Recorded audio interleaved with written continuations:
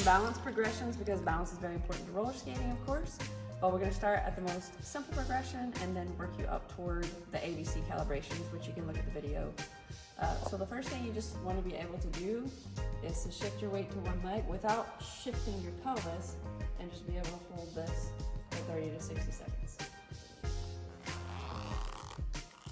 When you can hold this, you can move into what we call the sagittal plane to get fancy, but basically in front of you. You can hold this for 30 to 60 seconds. We're going to move to the frontal plane or to the side of you. We can hold this for 30 to 60 seconds. We get really tricky and move into, whoopsie, even for me, the transverse plane, and be able to hold this. And you will feel a little wobble in your ankle, and the more you work on your ankle strength, the easier it will get. So you want to work to do that on both sides. And then, like I said, after you can hold all three of those poses, you can move yourself to the ABC progression that we have in another video. Okay, so for roller skating, and pretty much for any athletic endeavor, it's very, very important to have strong glutes. And a lot of people, they think of back here as your glutes, but you actually have three glutes. You have your glute max, which is what we think of when we think of the butt. You also have on the side your glute med and your glute min. Your glute max and your glute med are your big drivers, so you want to make sure to strengthen them. So this is an easy exercise, easy in, it's not complicated, right? But it can be a little bit challenging. If you want to get one of these strength bands, you can get them on Amazon or whatever, they're not too expensive. You're going to stand about shoulder width apart, and then you're going to work to just step, step, step, step. And you want to notice that I'm not turning my torso, so I'm not walking this way.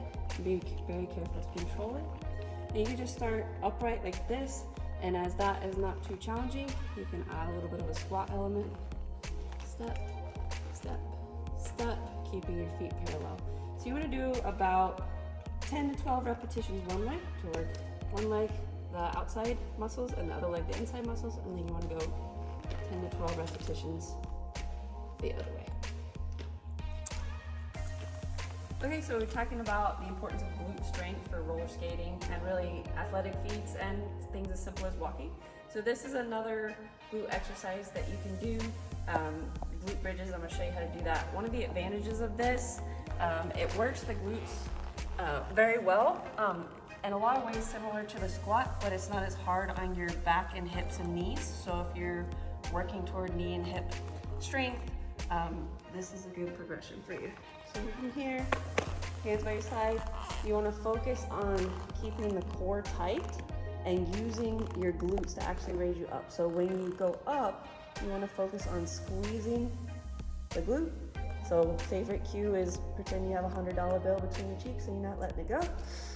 All right, and then come back down. So one thing you want to be careful about, because we have a tendency to do this, is you don't want to overarch your back into this, because now you've engaged muscles that tend to be tight and overactive anyway. People tend to have sore backs, right? Because we sit all the time. So just make sure that you squeeze, keep that $100 bill in there, and then back down. And for this, you want to try to work to 12 to 20 reps. So start with one set of 12 and work your way toward 3 sets of 20. Okay, so when you're roller skating, a very important skill is to first be able to fall, which will definitely work with you on, but then to be able to get up from the fall without having to pull on something or climb a wall, right? Because there's not a lot of walls and railings out in the middle of a skate rink. So you want to work on building that strength to be able to get up from a fall. Okay, so the first exercise we're going to work on to do that is a stationary, well, not stationary, but our legs are already set reverse lunge. Okay, so when you usually do a reverse lunge, you're actually going to step back into it and come back. But that can be a little bit difficult for people. So instead of doing that, we're going to get something padded to go underneath. I'm going to go ahead and straddle my legs, and then I'm just going to come down. And I don't want to fall into it. I want to touch, back up, touch, back up, touch, back up. And you can see how that can translate to if I've fallen on skates, I can now use the same muscles here. So we're going to do this. We want to start somewhere between 10 and 12 reps one time on each leg, and work our way up to 12 to 20 reps 3 times on each leg. Okay? So now we're able to get into our reverse lunge. We want to try to get out. So the first part of this exercise is just to be able to move this back leg from here, up, stand up, down, here, up, stand up. So sort of a combination of a reverse lunge and then a squat, only going up part of the squat, okay? Once you can do that, we want to move to something called I surrenders to continue building that endurance and strength. Your hands can be behind your head. That's traditionally how. It doesn't necessarily make any difference. So that's why my hands are behind my head.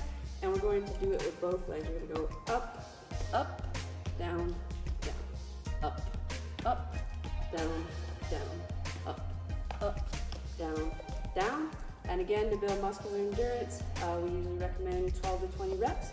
Start with one set, move to 3 sets of 12 to 20 reps as your strength progresses. Okay?